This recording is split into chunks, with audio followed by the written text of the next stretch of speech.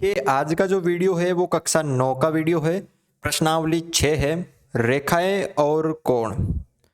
ठीक है। और इस वीडियो के अंदर हम करने वाले हैं कोण। पिछले वीडियो में हमने रेखा के बारे में पढ़ा था और आज के इस वीडियो के अंदर हम कोण के बारे में पढ़ने वाले हैं। ठीक है। तो सबसे पहले कोण की परिभाषा क्या होती है वो हम लिख लेते हैं। तो देखो, कोण की परिभाषा है कि जब दो किरणें, कितनी, दो किरणें एक ही अंत्य बिंदु से प्रारंभ होती है तो एक कोण बनता है। मैंने आपको किरण के बारे में बताया था कि किरण क्या होती है। ठीक है ना। तो इसके लिए मैंने आपको पिछले वीडियो में बताया था। तो जब दो किरणें एक ही अंत्य बिंदु से प्रारंभ होती है तो एक कोण बनता है। जैसे किरण हो गई एक बिंदु और एक तरफ बढ़ती, ये वाली किरण हो गई ये, और एक किरण ये। अंत्य बिंदु का मतलब एक ही बिंदु से प्रारंभ होती है तो क्या बनता है, ये वाला क्या बनता है, कोण बनता है। ठीक है। ये जो बन रहा है आपके सामने, ये क्या बन रहा है, कोण बन रहा है। ये वाला,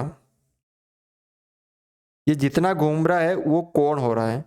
और कोण को बनाने वाली दोनों किरणें कोण की भुजाएं कहलाती है। ये दोनों क्या कहलाती है, इस कोण की भुजा कहलाती है। उभयनिष्ठ अंत्य बिंदु, उभयनिष्ठ अंत्य बिंदु यानी ये वाला बिंदु कोण का शीर्ष कहलाता है। ये जो है वो शीर्ष, अंदर वाला कोण, ये दोनों क्या कहलाती है, भुजा कहलाती है। तो ये कोण के बारे में था, समझ में आ गया।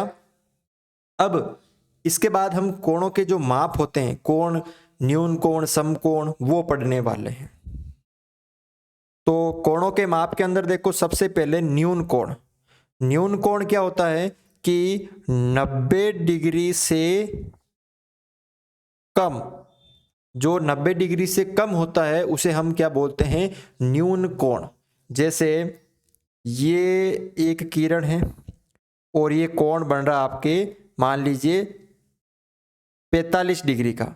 तो ये जो कोण है वो 90 डिग्री से कम है, तो ये 90 डिग्री से कम वाला कोण क्या कहलाता है, न्यून कोण। मान लीजिए यहाँ पे बन रहा है 75 डिग्री का, तो ये भी 90 से कम है, तो ये भी कौन सा कोण होता है, न्यून कोण। यानी 90 डिग्री से कम जो होता है वो न्यून कोण होता है। उसके बाद समकोण, यानी 90 डिग्री के कोण को क्या बोलते हैं हम, समकोण। फिक्स जो 90 डिग्री का कोण होता है वो समकोण। यानी ये किरण और ये किरण, ये दोनों किरणें, और ये जो कोण है वो 90 डिग्री का। चाहे इसको उल्टा करके देख सकते हो ऐसे, ये भी कितने का है, 90 डिग्री का। ऐसे भी हो सकता है ये यहाँ पे कितने डिग्री का बन रहा है, 90 डिग्री का। ये भी हो सकता है, कैसे भी हो सकता है। यानी समकोण, यानी 90 डिग्री के जो कोण होते हैं उसे हम क्या बोलते हैं, समकोण बोलते हैं। उसके बाद देखो अधिक कोण, यानी 90 डिग्री से अधिक तथा 180 डिग्री से कम। यानी 90 से ज्यादा, यानी 91, 92 और 180 से कम, 180 नहीं, 180 से कम जो कोण होता है वो अधिक कोण होता है। जैसे ये कोण है, ये 120 डिग्री का है, तो ये 90 से ज्यादा और 180 से कम है, तो ये कौन सा कोण कहलाता है, अधिक कोण। मान लीजिए ये कोण है आपके 150 डिग्री का, तो ये 90 डिग्री से तो ज्यादा है और 180 से कम है, तो ये भी हो गया अधिक कोण। उसके बाद सरल कोण या ऋजु कोण, यानी 180 डिग्री का जो कोण होता है उसे हम क्या बोलते हैं, सरल या ऋजु कोण बोलते हैं।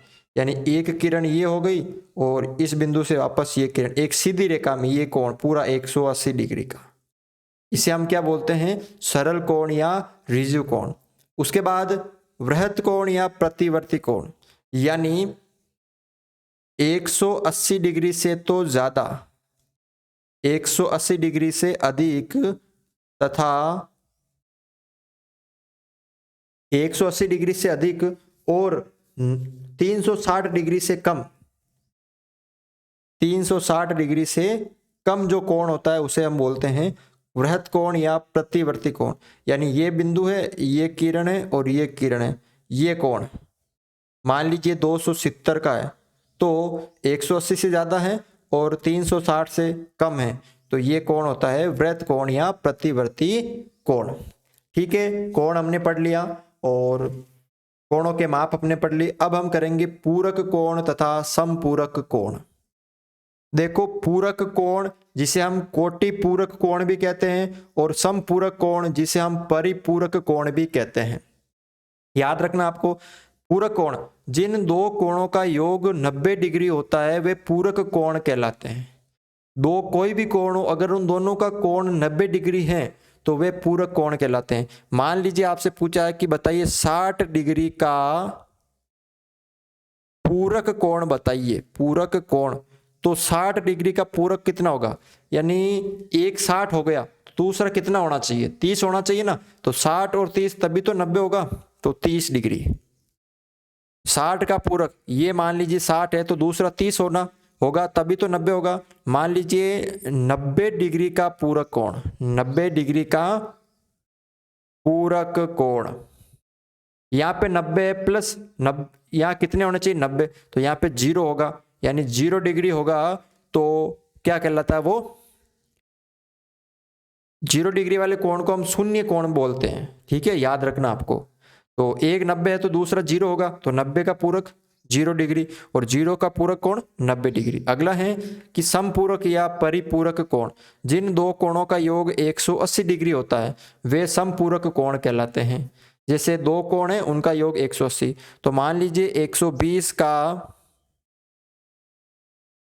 समपूरक कोण, 120 का समपूरक कोण, तो 120 ये हो गया, तो इसमें कितने प्लस करेंगे तो 180 हो जाएगा, तो 60, 60 और 120 180 हो गए। मान लीजिए 90 का समपूरक कोण,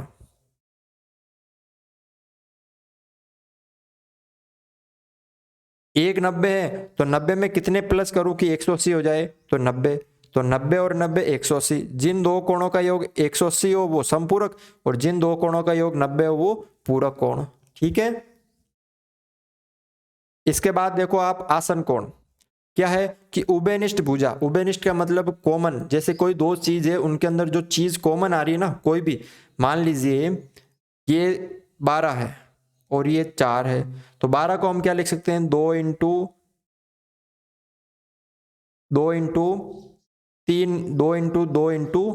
3, यानी 4 इंटू, या आप इसको 2 इंटू 2 इंटू 3 लिख सकते हो, और 4 को 2 इंटू 2, तो दोनों में क्या चीज कॉमन आ रही है, 2 इंटू 2, तो ऐसे।